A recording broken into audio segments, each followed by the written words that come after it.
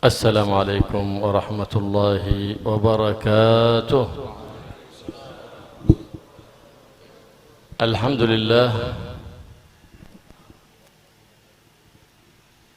الذي وفقنا وإياكم للاجتماع في هذا المعهد المبارك، معهد دار السلام، فالله يجعله دارا يحل فيه الأمان ويحل فيه السلام، ويجعل من يتخرج منه يدعو إلى دار السلام على منهج سيد الأنام محمد صلى الله عليه وآله وسلم، ويبارك في كل من تعلم فيه أو علم فيه أو عمل فيه خيرا سابقا أو لاحقا، يجعله من أهل العلم ظاهرا وباطنا في عافية يا رب العالمين. Beliau Syekhuna Al-Habib Abdullah bin Abdurrahman Al-Muhdar mengawali ceramahnya dengan memuji Allah Subhanahu wa taala, yang mana kata beliau kita bersyukur kepada Allah.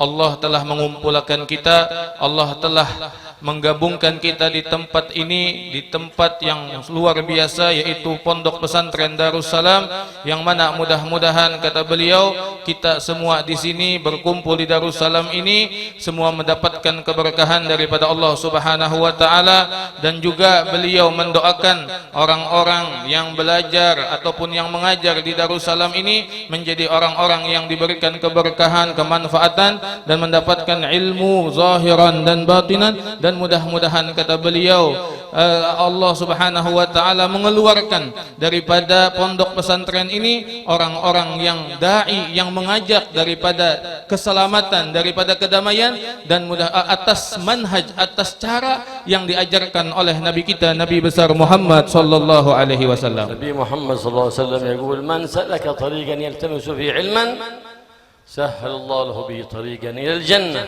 والجنة دار السلام، فلا بد يعرف طالب العلم أنه يسلك إلى دار السلام.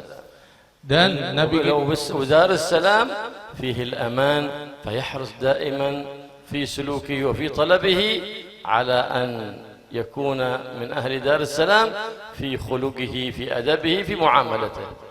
Dan ketahuilah kata beliau Nabi kita Nabi Muhammad sallallahu alaihi wasallam, beliau bersabda, yang mana artinya siapa orang yang berjalan menuju jalannya ilmunya Allah Subhanahu wa taala, maka orang tersebut dimudahkan oleh Allah Subhanahu wa taala untuk menuju ke surganya Allah Subhanahu wa taala. Ketahuilah surganya Allah Subhanahu wa taala itu termasuk adalah Darussalam kata beliau. Maka hendaknya kalau kita ingin menjadi orang yang ahli Darussalam, penduduk daripada Darussalam, apalagi para penuntut ilmu, hendaknya mempunyai akhlak seperti akhlaknya orang-orang ahli surga, mempunyai akhlak kedamaian, kesantunan yang luar biasa seperti yang diajarkan oleh baginda kita Nabi besar Muhammad SAW.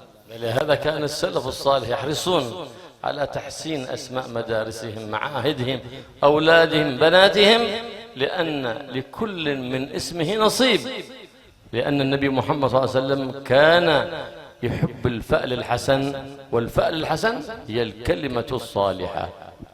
Tidaklah dinamakan nama pondok pesantren ini Darussalam sebagai harapan bahwasanya orang-orang yang berada di sini harus mempunyai akhlak orang-orang yang ahli surga, yang mana surga itu salah satu namanya adalah Darussalam. Begitulah kata beliau, para aslafun as-salihun, para orang-orang soleh terdahulu, mereka memberi nama anak-anak mereka, memberi nama sesuatu dengan nama-nama yang baik, sehingga apa tujuan mereka? Supaya tafaul, supaya nama itu menjadi harapan mereka, menjadi doa-doa mereka. Begitulah kata beliau, seperti Darussalam ini dinamakan Darussalam supaya penduduknya, orang-orang yang berada di sini menjadi ahli surganya Allah Subhanahu wa taala. سيدتنا خديجة زوج النبي محمد أم المؤمنين، سيدتنا فاطمة الزهراء البتول، لما أنها جالست النبي محمد صلى الله عليه وسلم، فكان بمجالسة النبي محمد صلى الله عليه وسلم علم جاءها بإلهام من الله سبحانه وتعالى، عندما جاء جبريل من الملك الجليل يخاطب الحبيب الجليل محمد النبي محمد صلى الله عليه وآله وسلم، ويقول له الله يقرئك السلام ويقرأ خديجة السلام، فيقول جبريل أقرأ خديجة مني السلام، أقرأ خديجة من ربها السلام ومني السلام. خصها الله بالسلام من فوق 7 سماوات، وخص بها سيدتنا خديجة وبشرها وقل لها إن الله يبشرك بقصر في الجنة من قصب، أي من لؤلؤ وزمرد ومرجان ومأس، لا صخب فيه ولا نصب، أي فيه الراحة والنعيم المقيم الذي لا تعب بعده أبدا. Istrinya Nabi kita, Nabi besar Muhammad SAW, ibu kita semua, yaitu Sayyidina Khadijatul Kubra. Pernah suatu ketika beliau duduk bersama Nabi kita, Nabi Muhammad SAW, lalu ummuna Sayyidina Khadijah ini mendapatkan ilham bahwasanya ingin menyampaikan salam kepada Allah Subhanahu wa taala dan kepada malaikat Jibril melewati Nabi kita, Nabi besar Muhammad SAW. Lalu disampaikanlah salam itu daripada Rasulullah SAW kepada malaikat Jibril. Lalu langsung Allah Subhanahu wa taala membalas daripada salamnya Sayyidina Khadijatul Kubra dengan ucapan, Allah kirim salam kepadamu wahai Sayyidina Khadijah, dan juga apa? Allah Subhanahu wa taala memberikan suatu istana di surganya Allah Subhanahu wa taala. Lalu itu pun disampaikan oleh malaikat Jibril kepada Nabi Muhammad, lalu Nabi Muhammad menyampaikan kepada Sayyidina Khadijatul Kubra. Ya, dengan apa? Dengan penyampaian bahwasanya Allah Subhanahu wa taala telah membalas salamnya daripada Sayyidina Khadijah, kirim salam kepada Sayyidina Khadijah, dan juga Allah telah menyiapkan kepada Sayyidina Khadijah istana yang megah, istana dari mutiara, istana dari berbagai macam sesuatu yang luar biasa. Tidak ada keributan di sana, yang ada hanyalah perdamaian dan keselamatan. فقالت بلسان ملهمة من ربها السلام، الله السلام ومنه السلام وإليه السلام وعلى ربنا السلام وعلى جبريل السلام وعلى النبي السلام ورحمة الله وبركاته.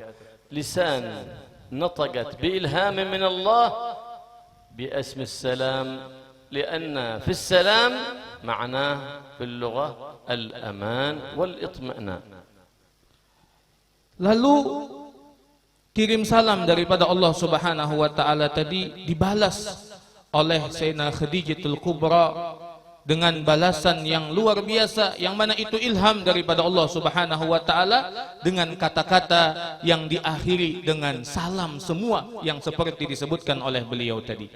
Yang mana kata beliau, makna salam itu lah, artinya ini luar biasanya assalam, kedamaian dan keselamatan ini. Arti bahasa kalau kita bahasakan, kata beliau, makna assalam adalah al-aman, keamanan, wal itminan, dan kedamaian.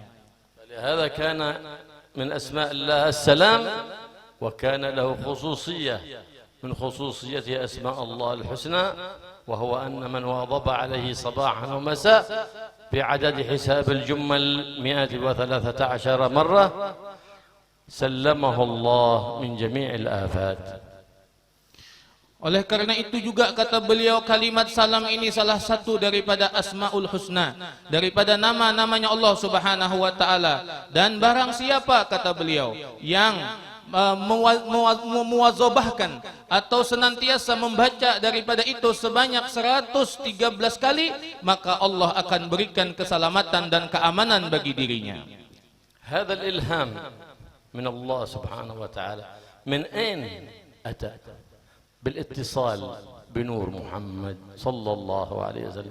كل من اتصل بنور النبي محمد يحصل له إلهام، لأنه لازم التقوى. وقد قال الله سبحانه وتعالى اتقوا الله ويعلمكم الله. فمن لا تقوى له لا إلهام له ولا اتصال له بنور محمد أبدا. وإن مشى على الماء وإن طار في الهواء وإن طويت له المسافات، فإن إبليس يمشي على الماء ويطير في الهواء وتطوى له المسافات البعيدة، وليس ذلك بحجة. الحجة تقوى الله. ومن أين بتعرف تقوى الله؟ إلا بطلب العلم النافع.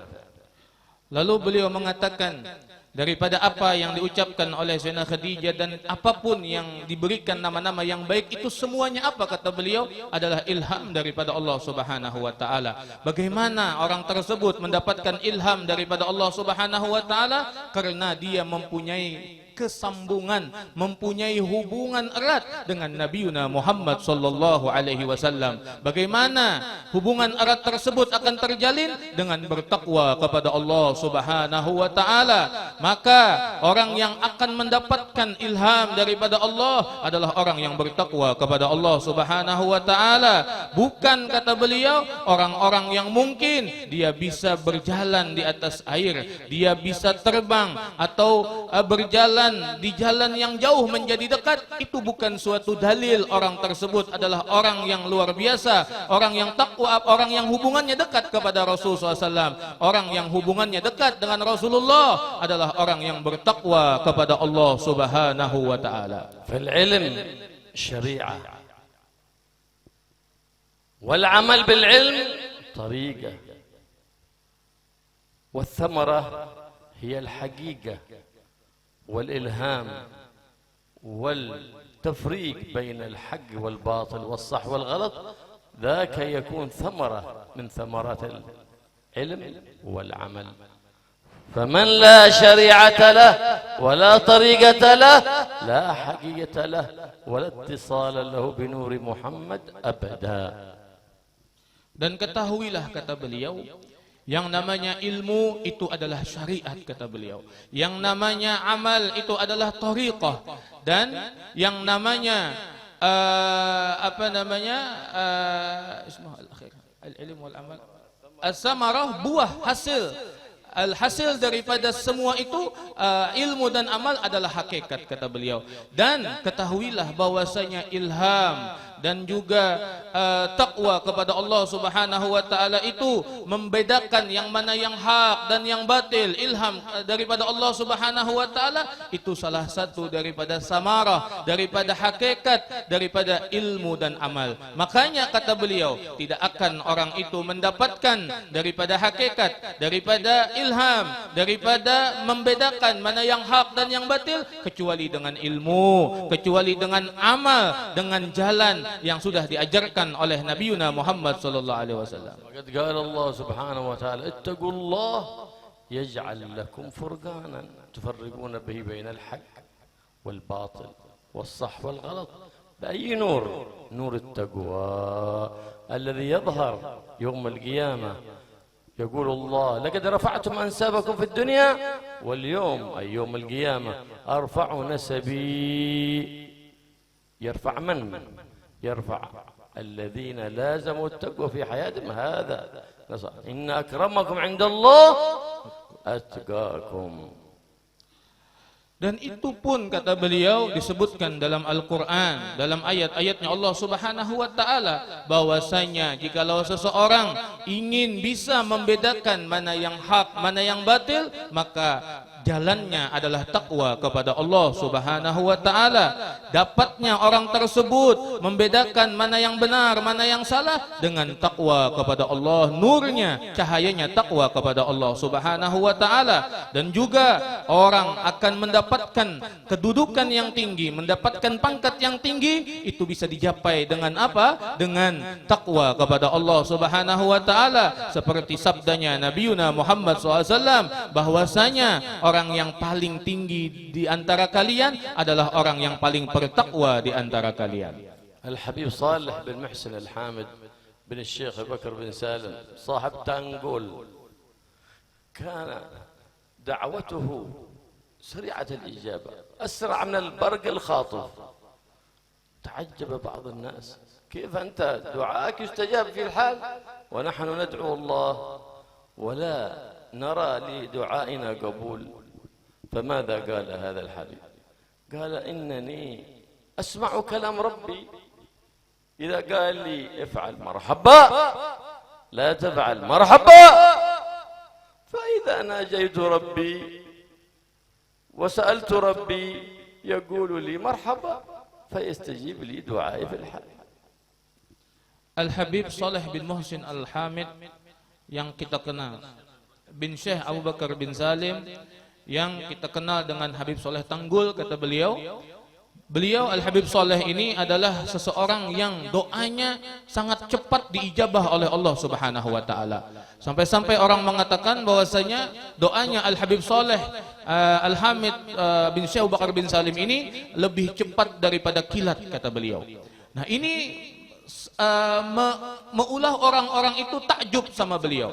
Orang-orang itu kagum dengan beliau. Lalu mereka, orang-orang tersebut, bertanya kepada Al-Habib Saleh bin Muhsin Al-Hamid, apa rahasia daripada cepatnya diijabah daripada doanya Al-Habib Saleh Tanggul ini? Lalu apa jawaban Habib Saleh Tanggul? Aku tidak melakukan apa-apa, kata Al-Habib Saleh Tanggul, kecuali aku ketika Tuhanku, ketika Allah Subhanahu wa taala memerintahkan kepadaku, lalu aku penuhi perintahnya itu. Aku ucapkan marhaba, saya terima daripada perintahmu wahai Allah.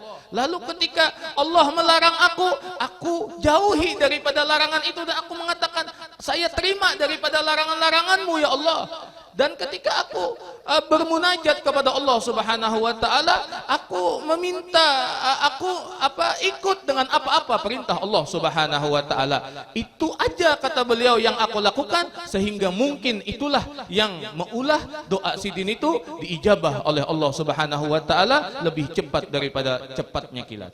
Faman a'tahu Allah at-taqwa wa husnul khuluq faqad a'ta'a khairid dunya wa khairil akhirah.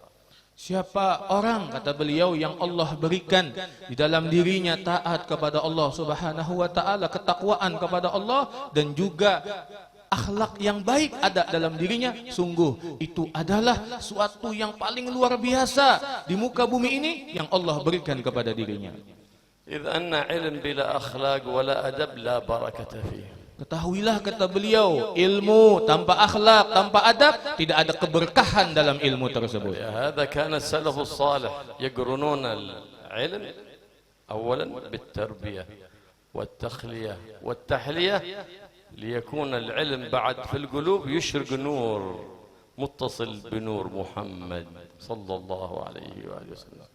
Makanya kata beliau, orang-orang dulu, tuha-tuha dahulu itu selalu membarengi, mempelajari ilmu dengan pendidikan akhlak, yang mana itu meulah hati mereka menjadi bercahaya, dan cahaya itu akan menarik, akan bersinar luar biasa kepada ilmunya Allah Subhanahu wa taala. فما بالنا اليوم نرى من تعلم في كثير من الأربطة في المعاهد في المدارس وليس عليهم نور العلم. لماذا؟ لأنهم عندهم وجوه أو وجهين، وجه أمام الناس ووجه إذا اختلى برب الناس.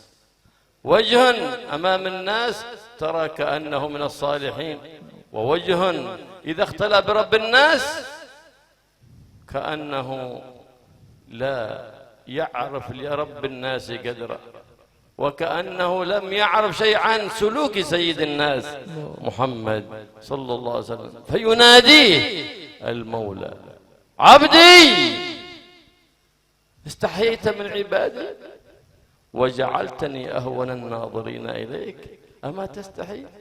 تستحي من كاميرة المخلوق وكاميرة الخالق لا تفارقك في ليلك ولا في نهارك.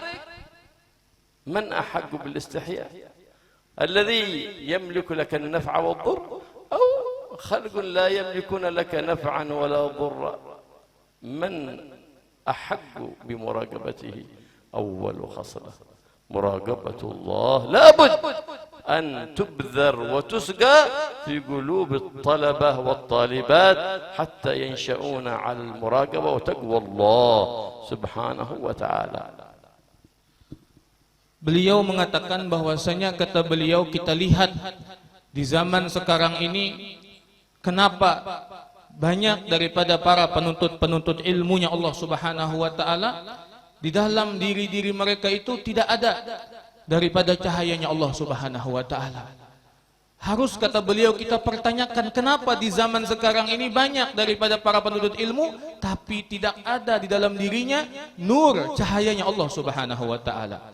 Lalu kata beliau, itu terjadi karena mungkin, kata beliau, seorang penuntut ilmu di zaman sekarang ini mempunyai dua wajah, kata beliau. Yang mana wajah, kedua wajah ini, wajah yang pertama kalau di hadapan manusia, di hadapan orang banyak, seakan-akan dia adalah orang-orang yang paling soleh, seakan-akan dia daripada minas solihin, orang yang baik luar biasa. Tapi kalau dia di hadapan Tuhan Allah Subhanahu wa taala, yang mana tidak ada di situ manusia yang ada hanyalah Allah Subhanahu wa taala, di situ dia mempunyai wajah yang tidak ada sedikit pun ilmu dalam dirinya, tidak ada kesolehan dalam dirinya, bahkan seakan-akan dia adalah orang yang lupa daripada jalan Nabiuna Muhammad sallallahu alaihi wasallam.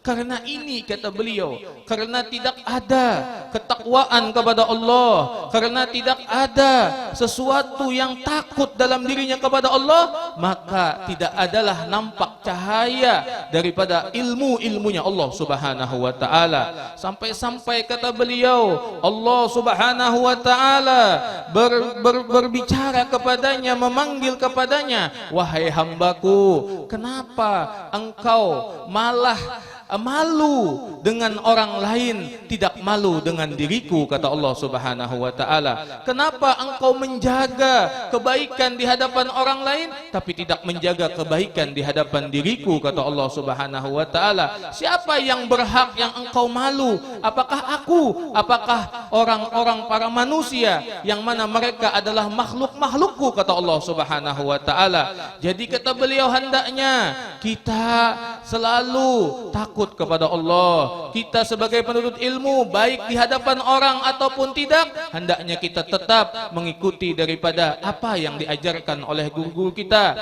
Ini harus, kata beliau, selalu ditanamkan kepada para penuntut ilmu, santri ataupun santriwati, agar selalu dia merasa diawasi, diawasi oleh Allah Subhanahu wa taala. Sungguh pengawasan Allah tidak luput daripada apapun. Itulah, kata beliau, harus yang kita tanamkan di dalam diri santri-santri dan santriwati.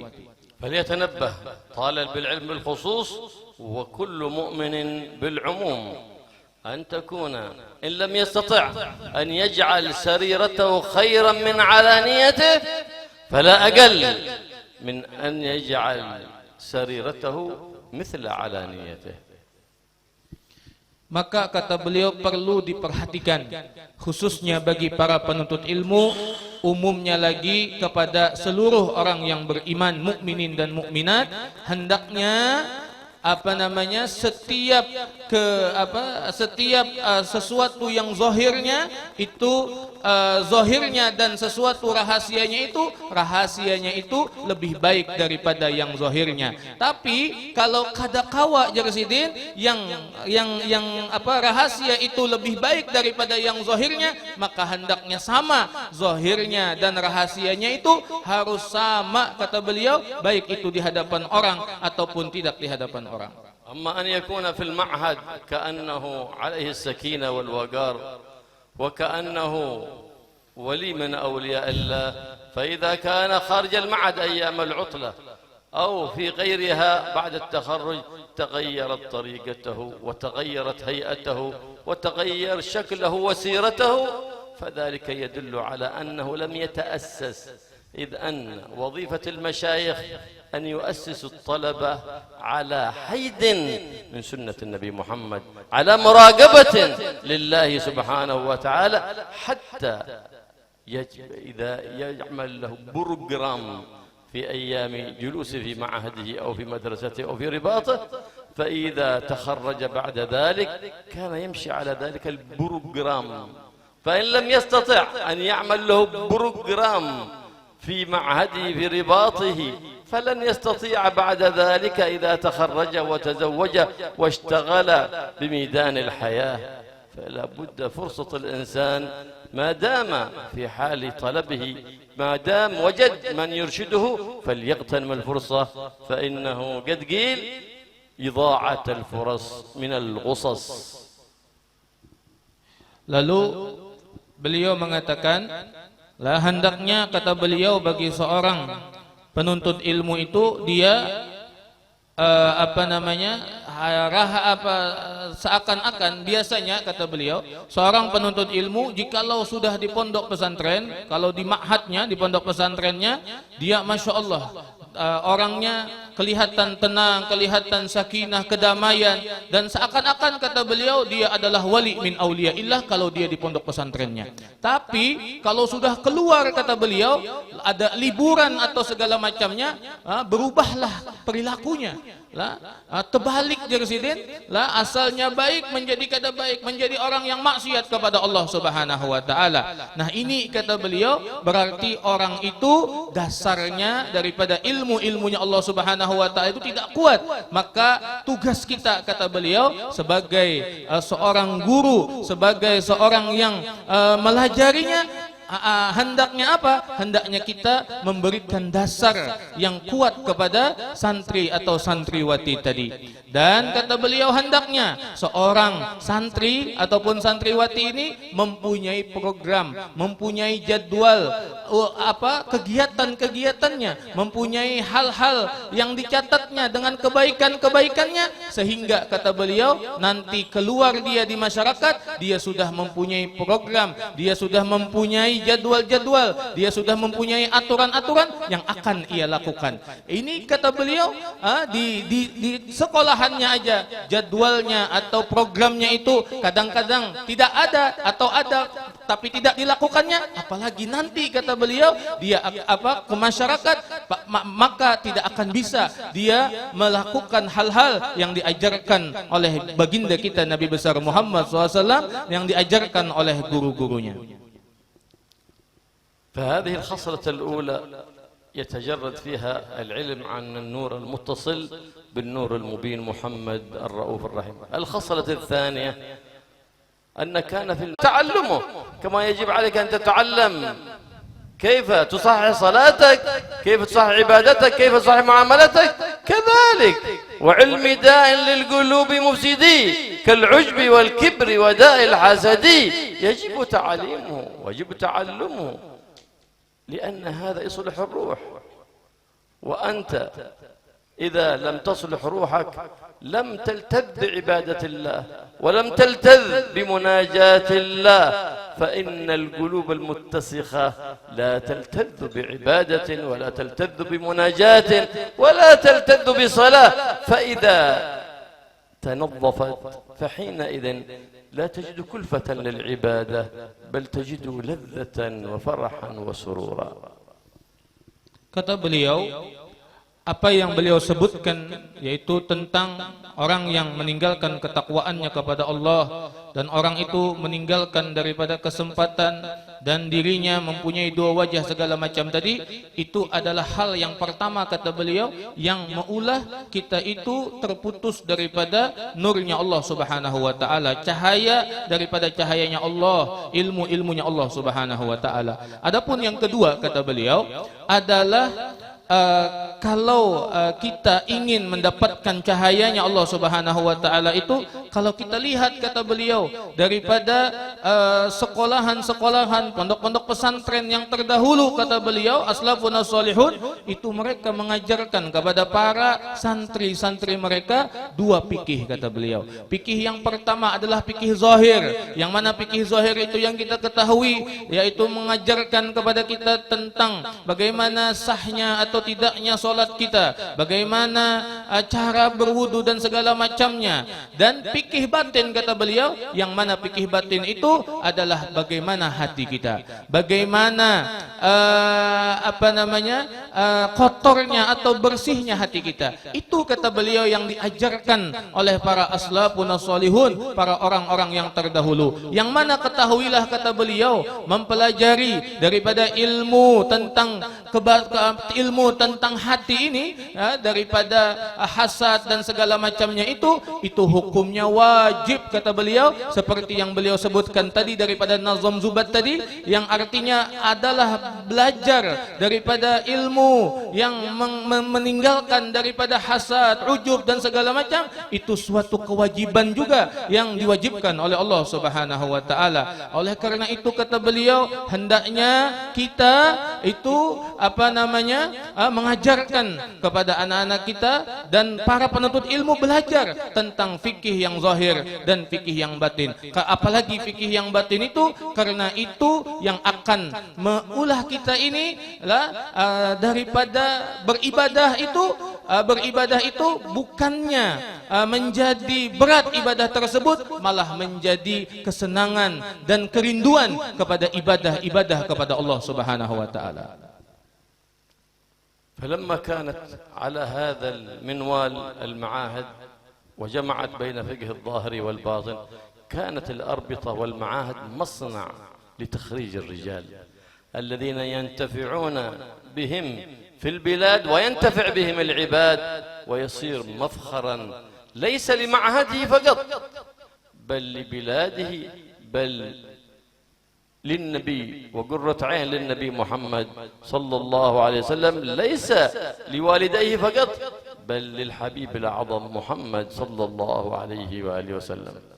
Kalau sudah kata beliau dalam suatu pondok pesantren atau sekolahan atau apapun, di situ kata beliau ada pelajaran daripada fikih zahir dan fikih batin, yang mana pelajaran tersebut diamalkan dan sungguh-sungguh dipelajari, maka kata beliau, keluarlah daripada pondok pesantren tadi, keluarlah daripada sekolahan tadi, rijal kata beliau, ulama-ulama, orang-orang yang benar-benar ulama yang mengamalkan ilmu, tidak membanggakan daripada sekolahnya saja, akan tapi membanggakan daripada negerinya, membanggakan kepada bukan orang tuanya saja yang bangga, tapi Habibuna Muhammad sallallahu alaihi wasallam akan bangga kepada orang-orang tersebut yang mengamalkan, yang belajar daripada ilmu zahir dan ilmu batin tadi. ولما اختل هذا المبدأ فصرنا في تعليم الظاهر ولم نهتم بتعليم الباطن، اختلت مخرجات المعاهد والأربطة. فلهذا ترى مخرجات نراها في هذا الزمان تخرج وأعطي الشهادة واغتر بها، فلم يطلب بعد ذلك فائدة لا من شيخ ولا من معلم، لأنه تعلم لأجل ورقة ولم يتعلم ليكون قرة عين للنبي محمد، لم يتعلم لإظهار شرع النبي محمد، لم يتعلم لإحياء سنة النبي محمد صلى الله عليه وآله وصحبه وسلم. إنما هذه مقاصد التعليم ومقاصد التعلم. Jikalau kata beliau dalam suatu tempat tadi, dalam suatu pondok pesantren ataupun ribat dan segala macamnya, di situ tidak ada atau mungkin kurang daripada ilmu fikih zahirnya atau fikih batinnya. Bahkan di zaman sekarang kata beliau, orang lebih banyak mementingkan fikih batin, fikih zahirnya daripada fikih batinnya. Maka apa yang dihasilkan daripada tempat-tempat tersebut, keluar daripada pondok-pondok tersebut, keluar daripada sekolahan-sekolahan tersebut, adalah para alumni-alumni yang tidak mendapatkan daripada cahayanya Allah Subhanahu wa taala, mengeluarkan alumni-alumni yang dia tidak mendengarkan, tidak bisa mengamalkan daripada ilmu-ilmu yang ia dapatkan di dalam pondok-pondok pesantrennya. Makanya kata kata beliau, oh hendaknya kita belajar ilmu, hendaknya ikhlas karena Allah, karena menghidupkan daripada ajaran Nabiuna Muhammad SAW. Janganlah kita belajar belajar untuk warakah, kata beliau, untuk hanya sekedar ijazah saja, hanya sekedar mendapatkan kertas yang ijazah saja. Tidak belajar karena ingin menghidupkan sunnahnya Nabi Muhammad, tidak belajar untuk menguatkan ajaran Nabi kita Nabi Muhammad SAW. Sungguh, kata beliau, akan keluar orang tersebut menjadi orang-orang yang rugi, orang-orang yang tidak mendapatkan keutamaan daripada para penuntut ilmunya Allah Subhanahu wa taala. Al-Imam Asy-Syafi'i hafidh al-Qur'an wa huwa bin 7 sanawat. وحفظ الموطأ للإمام مالك كتاب كبير في الحديث وهو ابن 10 سنوات، وأذن له مشايخه في الإفتاء وهو ابن 15 سنة. Imam Syafi'i Jarsidin hafal Quran umur sidin 7 tahun dan hafal kitab Muwatta Ibn Malik umur sidin 10 tahun, dan di umur 15 tahun Imam Syafi'i sudah diizinkan, diberikan amanah oleh guru-guru beliau untuk masuk ke dalam anggota daripada orang-orang yang berfatwa. فلما أذن له مشايخه في الإفتاء قال له شيخه مسلم بن خالد الزنجي: يا شافعي إني أرى عليك نورا فلا تطفئه بظلمة المعصية، فراقب الله في جميع حالاتك تفز بالخير وتتصل بالنور المبين، نور محمد الرؤوف الرحيم صلى الله عليه وسلم، ما دمت نظيف الظاهر ونظيف الباطن، مراقب الله في الظاهر ومراقب الله في الباطن، فلا بد أن يأتي لك الاتصال بذلك النور العظيم، نور محمد العظيم صلى الله عليه وآله وسلم. Ketika Imamuna Asy-Syafi'i diizinkan oleh guru-guru beliau untuk menjadi mufti, ketika itu kata beliau, syekh beliau, guru beliau yaitu Syekh Muslim bin Khalid Az-Zanji mengatakan kepada imam kita Imam Syafi'i, wahai Syafi'i, aku melihat dalam diri engkau cahayanya Allah Subhanahu wa taala. Maka jangan sampai engkau padamkan cahaya tersebut dengan maksiat kepada Allah Subhanahu wa taala. Maka dengan nasihat tersebut Imam kita Imam Syafi'i merasa selalu diawasi oleh Allah Subhanahu wa taala, sehingga beliau tidak berani untuk melakukan maksiat kepada Allah, sehingga dengan berkat itu Imam kita Imam Syafi'i mendapatkan kebaikan, keberkahan yang luar biasa, menjadi orang yang sukses luar biasa. Berkat apa? Berkat beliau menjauhi daripada maksiat kepada Allah dan merasa selalu diawasi oleh Allah Subhanahu wa taala, baik dalam keadaan zahir ataupun keadaan batin. Kana li ba'd al-masyayikh min al-ulama al-'amilin al-murabbin kathir min al-muridin وكان له نظر واعتناء بأحد منهم وكان صغير السن، فلما رأى كبار السن اعتنى بذلك الصغير أكثر منهم، وقع في قلوبهم شيء، فأطلع الله ذلك الشيخ على ما في قلوبهم، فقال لهم: غدا لا يأتي أحد للدرس إلا بعد أن يشتري دجاجة ويذبحها في مكان لا يراه فيه أحد ويأتي بها مذبوحة. فذهب كل طالب في الغد واشترى دجاجة وذبحها في مكان لا يرى فيه أحد، إلا هذا الطالب الذي كان يعتني به جاء بدجاجة غير مذبوحة، فانتقد الطلبة عليه فقال: يا شيخ، هذا الذي تعتني به هو الذي لم يمتثل أمرك، وأولى كلهم قد امتثلوا أمرك. فقال: لا تعجلوا لعل له عذرا فنسأله أولا. فقال: يا ولدي، لماذا لم تمتثل أمري؟ فقال: يا شيخ، أنت قلت لنا اذبحوا دجاجة في مكان لا يراكم فيه أحد، وإنني كلما خلوت في مكان أردت أن أذبح الدجاجة استحضرت اطلاع الله ورؤية الله سبحانه وتعالى، فما وجدت مكان لا يراني فيه ربي. فقال الشيخ: لهذا أخص بمزيد اعتناء، لأنه أكثركم مراقبة لله في السر والعلن، ولأنه يسعى للتخلق بالخلق الحسن، خلق جد الحسن محمد القائل: إن أحسن الحسن الخلق الحسن، فمن لا مراقبة له مع الله فلا خلق له حسن، وإن تظاهر أمام الناس بالخلق الحسن. Beliau menceritakan tentang, kata beliau, dahulu ada seorang yang soleh, seorang guru yang soleh, yang mana guru ini mempunyai banyak murid-muridnya, kata beliau.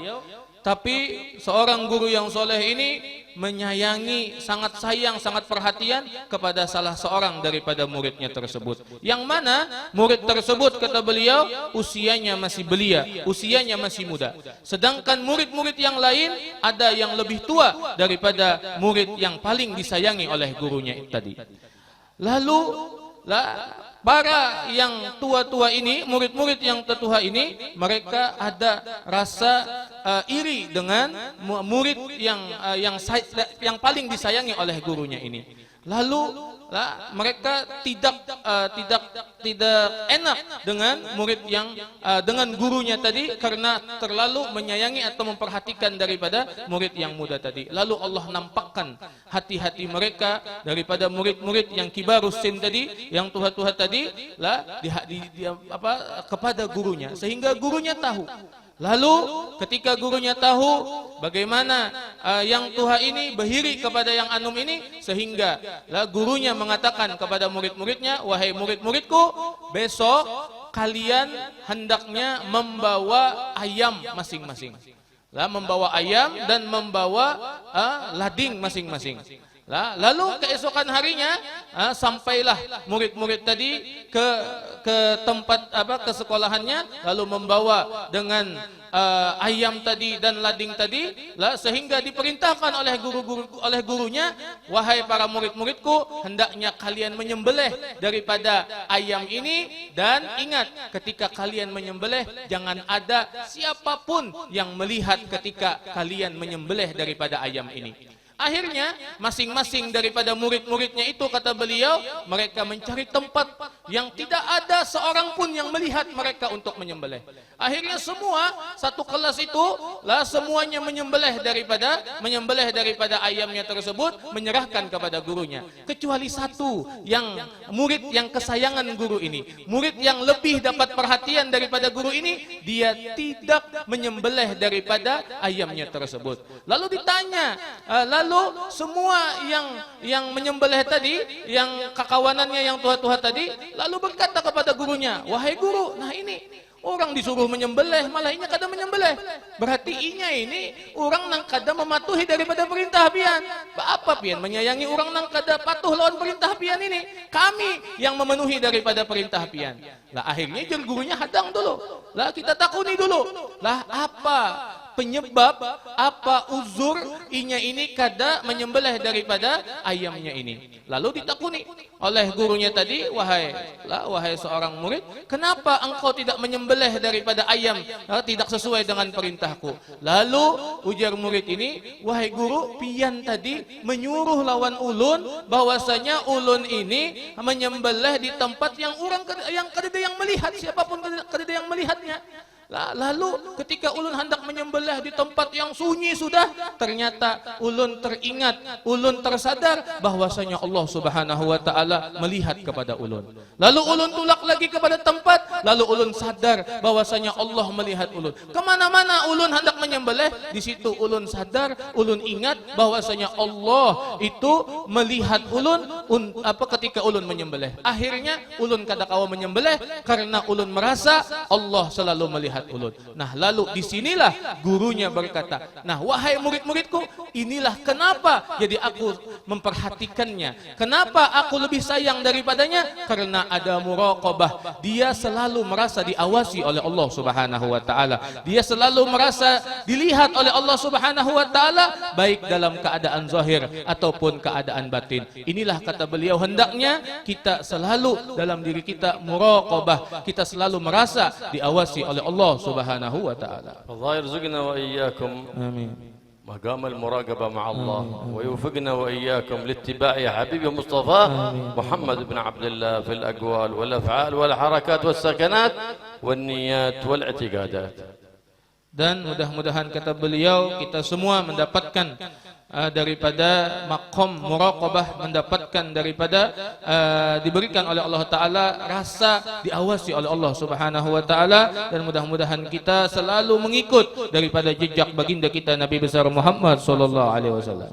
ويعلمنا ما جهلنا ويوفقنا العمل بما علمنا وارزقنا الإخلاص فيما علمنا وفيما عملنا. Amin. Dan mudah-mudahan Allah memberikan rezeki kepada kita ilmu yang manfaat, dan Allah memberikan kepada kita mengamalkan daripada ilmu-ilmu yang kita dapat, dan Allah Subhanahu wa taala memberikan ilmu-ilmu yang harus kita pelajari. ويوفقنا وإياكم للتخلي عن كل خلق ذميم والتحلي بكل خلق حميد كريم يا رب العالمين. Amin. Ada pertanyaankah Jasidin?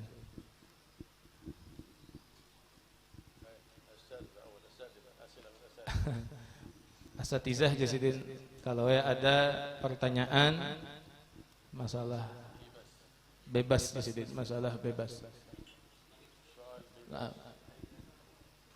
نطلب منكم الإجازة. السؤال الأول قال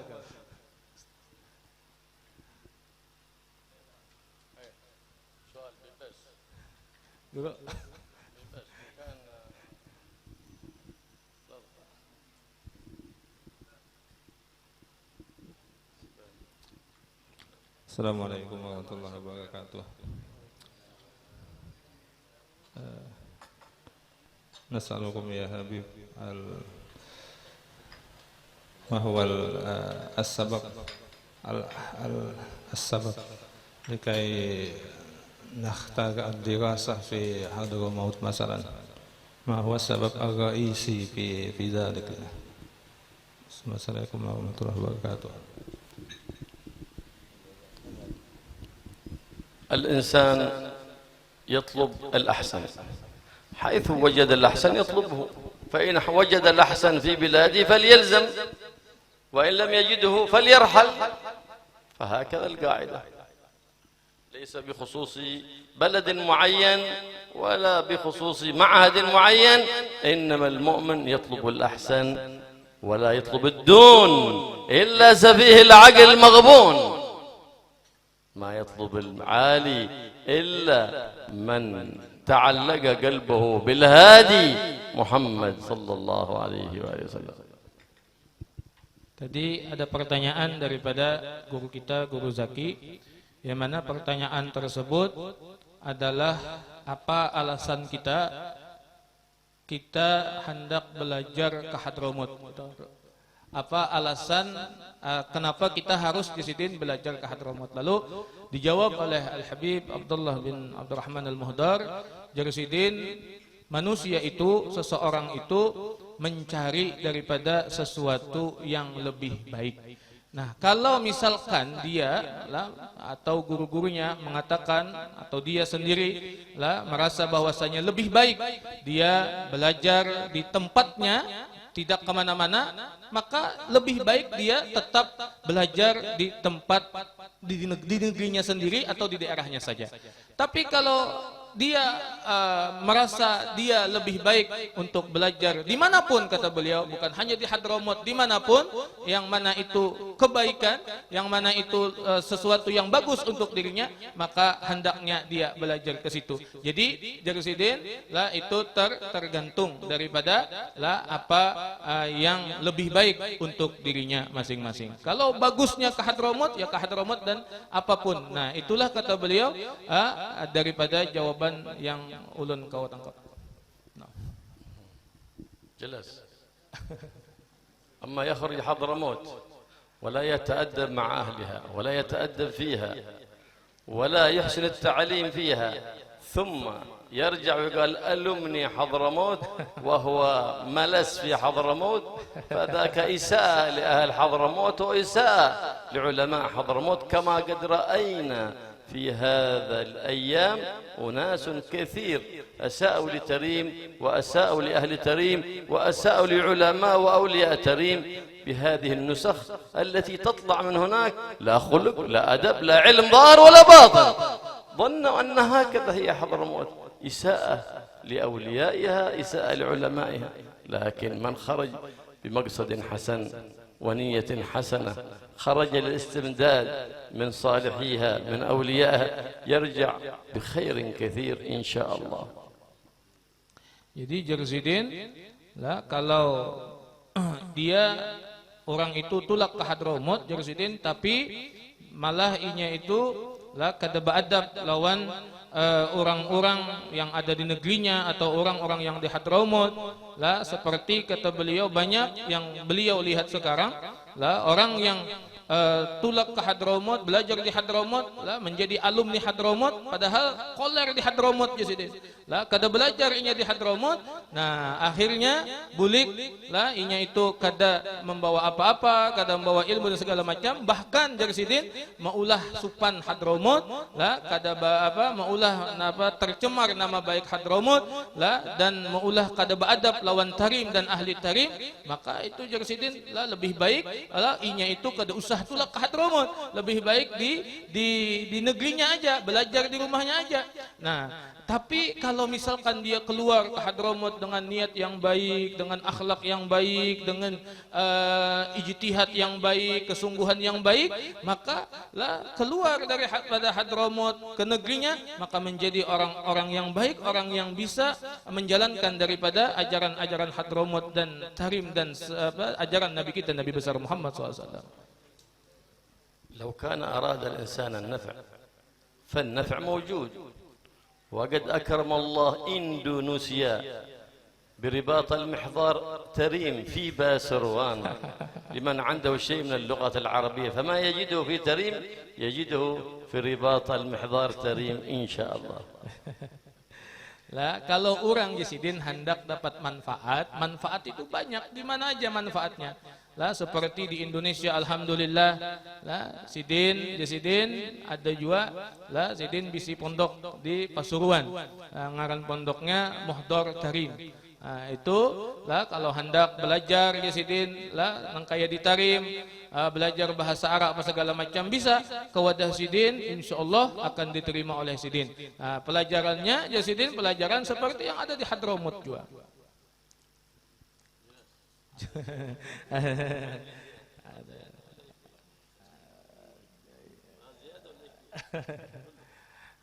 Lagi gajah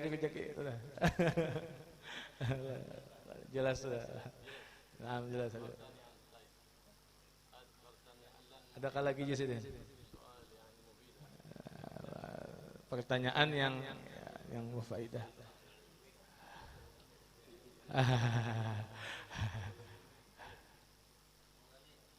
Oke. Ijazah. Ijazah mbah ni sini. Ada lagi ke pertanyaan di sini? Habis.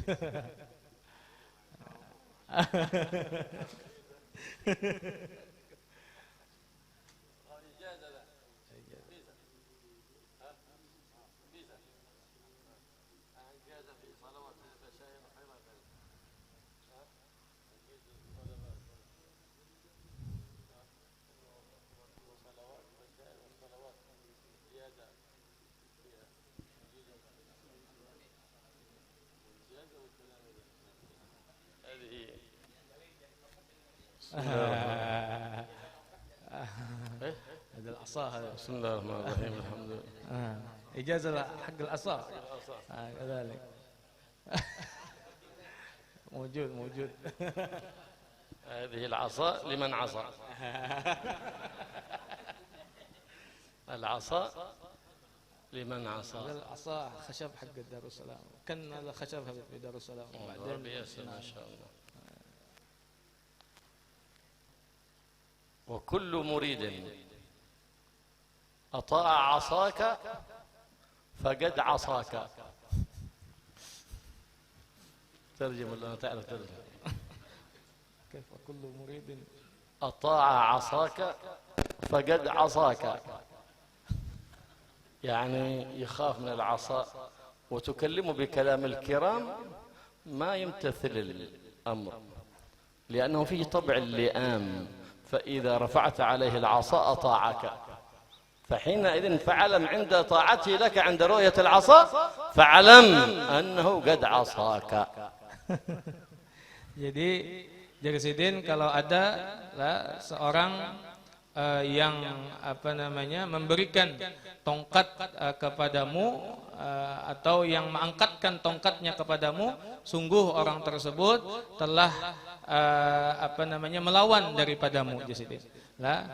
Artinya maksudnya gini, kalau sudah tongkat itu diangkat atau berarti kita dipukul ya, kalau itu maksudnya. ممكن لا ممكن يقينا بكان ممكن يقينا. مرحبا. ما في عندنا شك. الشك انتم عندكم الشك ونحن عندنا اليقين. فالكريم هو الذي ينتفع بالكلام وبالنصيحة بالكلام، واللئيم هو الذي لا ينتفع إلا بالعصا.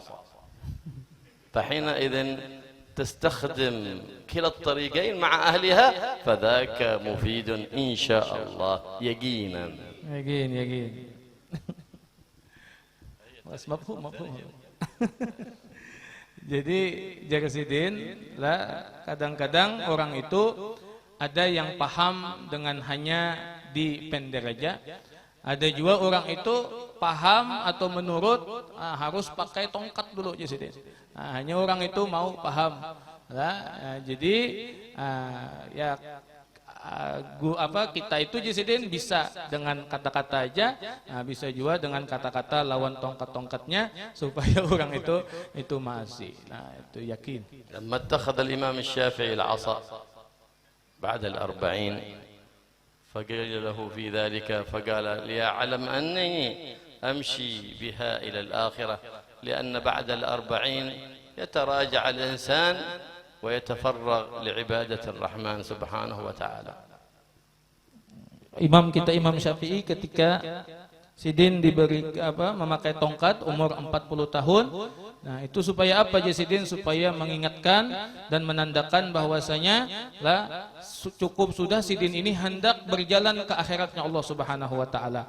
Karena orang yang sudah umur 40 lebih Sidin itu hendaknya yatafarraq, dia fokus di dalam beribadah kepada Allah Subhanahu wa taala. لهذا عندما يكون مع العصا يتذكر دائما الآخرة فيزيد في الأعمال الصالحة ويبتعد عن أماكن الغفلات.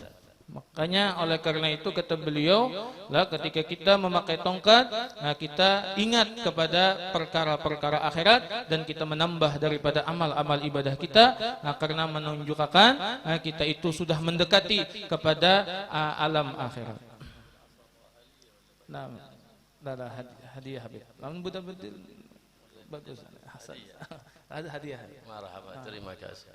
إن شاء الله. الحمد لله رب العالمين والصلاة والسلام على النور المبين سيدنا مولانا محمد وعلى آله وصحبه أجمعين. أما بعد، فإن صحة الإجازة أجزناكم من أوراد ساداتنا على بعلوي في راتب الإمام عمر بن الرحمن العطاس، وراتب الإمام الحداد، والورد اللطيف الإمام الحداد، وفي ورد الإمام الشيخ بكر بن سالم. اللهم يا عظيم السلطان، وفي هذه الصلوات في بشائر الخيرات في ورد ستيا بهاري ساتو كالي إن صحت الإجازة فقد أجزناكم. قبلنا الإجازة إن شاء الله. أنتم فوتوكوبي بالي فيزا 10,000 نسخة بس. بعدين لكن يبقى كده بعدين طلب هدية يعني معهد يجوز. نعم هدية بعدين كاسي كراديس. لا دفع حبيب بس الفلوس للمعهد يعني. أيوة نعم إن شاء الله. الحمد لله رب العالمين. اللهم صل وسلم على سيدنا محمد وعلى آل سيدنا محمد. بسم الله الرحمن الرحيم. اللهم يا عظيم السلطان، يا قديم الإحسان، يا دائم النعم، يا كثير الجود، يا واسع العطاء، يا خفي اللطف، يا حليما لا يعجل، صل وسلم على سيدنا محمد وآله، وارض عن الصحابة أجمعين. اللهم لك الحمد شكرا، ولك المن فضلا، وأنت ربنا حقا، ونحن عبيدك رقا، وأنت لم تزل لذلك أهلا.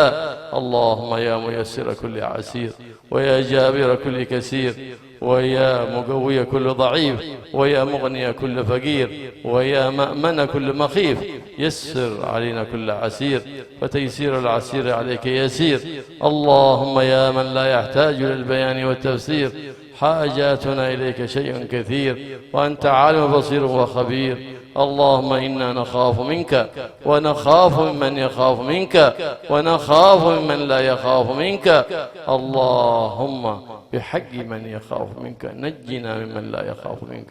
اللهم بحرمة سيدنا ومولانا محمد صلى الله عليه وآله وسلم، وحرسنا بعينك التي لا تنام، وكنفنا بكنفك الذي لا يرام، وارحمنا بقدرتك علينا إنك على كل شيء قدير. وصلى الله تعالى على سيدنا مولانا محمد البشير النذير السراج المنير وآله وصحبه وسلم.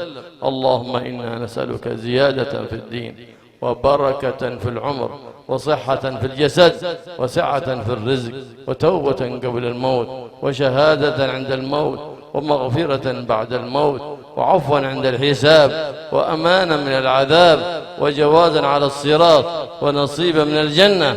وارزقنا اللهم النظر إلى وجهك الكريم برحمتك يا أرحم الراحمين. سألك العلم والمشرب الصافي الهني، يا وهاب يا غني، يا وهاب يا غني، يا وهاب يا غني. اللهم ارفع قدرنا، واشرح صدرنا، ويسر أمرنا، واحلل عقدة من لساننا يفقه قولنا يا رب العالمين. وارزقنا متابعة الرسول فيما نفعل ونعتقد ونقول برحمتك يا غفور يا شكور يا حي يا قيوم يا ذا الجلال والإكرام. استجب دعانا ولا تخيب رجانا، ووفقنا يا رب العالمين لما يرضيك عنا، وجنبنا كل ما يسخطك عنا يا رب. وأنزل رحمة وسكينة علينا، وارحم جميع المسلمين، خصوصا إخواننا في فلسطين، انصرهم على أعداء الدين نصرا عزيزا مؤبرا يا رب العالمين. ولا ترينا في وجه مؤمن ذلة، ولا ترينا في وجه كافر عزة. أعز الإسلام والمسلمين، وأذل الكفرة والمشركين، وانصرنا وانصر بنا وانصر من في صالح، وانصر بنا سائر بلاد الإسلام والمسلمين. اللهم اصلحنا وأصلح بنا، وأصلح من في صلاحه صلاحا للإسلام والمسلمين. اللهم لا تهلكنا وأهلك من في هلاكه صلاحا للإسلام والمسلمين.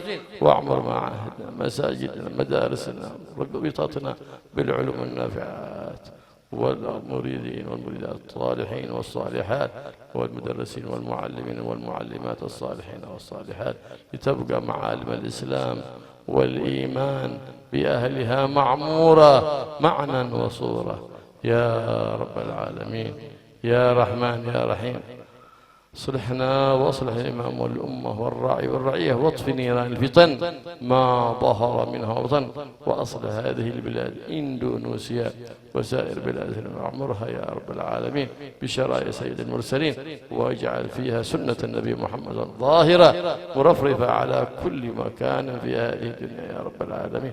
وانشر راية لا إله إلا الله محمد رسول الله في جميع زوايا الدنيا، واجعلنا ممن الذين يستمعون القول فيتبعون أحسنه، وحينا حياة طيبة، واحجبنا عما يؤذينا في ديننا ودنيانا، وانصرنا على عدوك وعدونا، وتولنا بولاك، واحمنا بحماك، ولا تجعلنا ممن خالف أمرك وعصاك، واجعلنا ممن استمع وصدق بما جاء حبيبك محمد حبيبك ومصطفاك يا رب العالمين. ارزقنا التقوى، وارزقنا الإخلاص، وارزقنا كمال المتابعة والمحبة بحبيبك محمد صلى الله عليه وسلم، واحفظنا من وساوس الشيطان، ولا تجعل للشيطان علينا سلطان. يا رحيم يا رحمن، اشرح صدورنا بالقرآن، واطرق ألسنتنا بالقرآن، اعمل قلوبنا بالقرآن، ووفقنا للعمل بما في القرآن بحق القرآن وبحق من أنزل عليه القرآن، سيدنا ومولانا محمد سيد الأكوان. يا رحيم يا رحمن، خلقنا بأسمائك، وارزقنا العذر على المطلب الأسنى والمشرب الأهناء بجاه حبيبك المصطفى. استجب دعانا ولا تخيب رجانا، إنك على كل شيء قدير وبالإجابة جدير. وصلى الله تعالى على سيدنا محمد النبي الأمي وآله وصحبه وسلم، والحمد لله رب العالمين. بسر الفاتحة. بسم الله الرحمن الرحيم.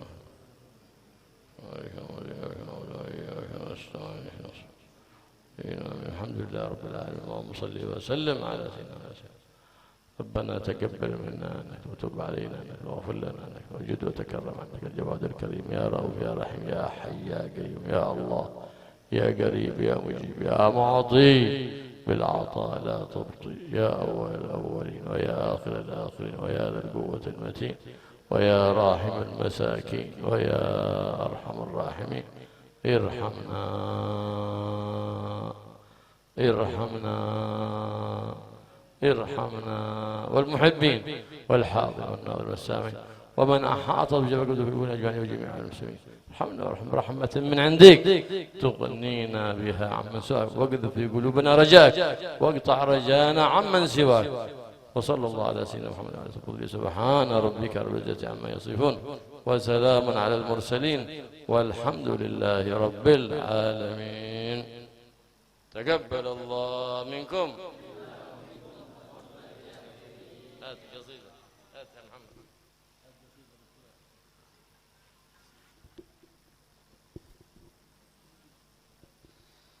قد تمم الله مقاصدنا، الله الله قد تمم الله مقاصدنا، وزال منا جميع الهم، وزال منا جميع الهم. قد تمم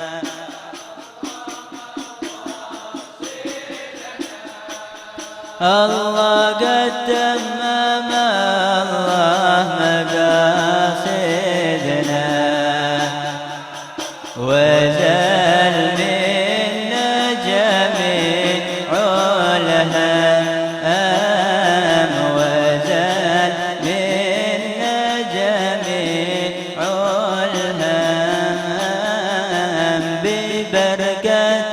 ببركة النور شافعنا،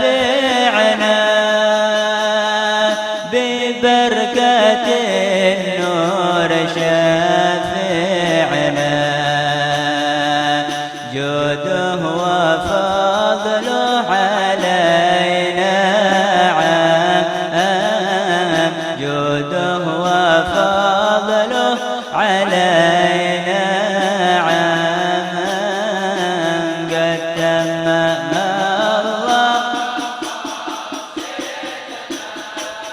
الله قد تمم الله مقاصدنا، وزال منا جميع الهم، وزال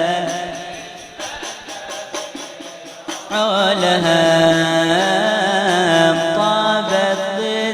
طابت بذكره مشاربنا،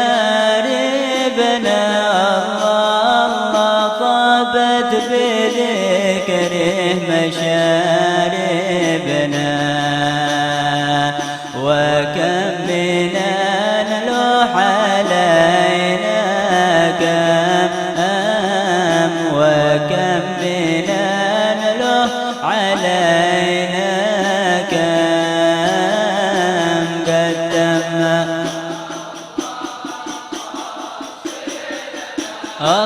الله قد تمم الله مقام الله وزال جميع الهمام وزال الهام دواعد جانا بلا سهنا الله دواعد جانا بلا سهنا سبحان مولاي من الهم سبحان مولاي من الهم قد تم الله قد تمم الله مقاصدنا وزال من الهم وزال منا جميع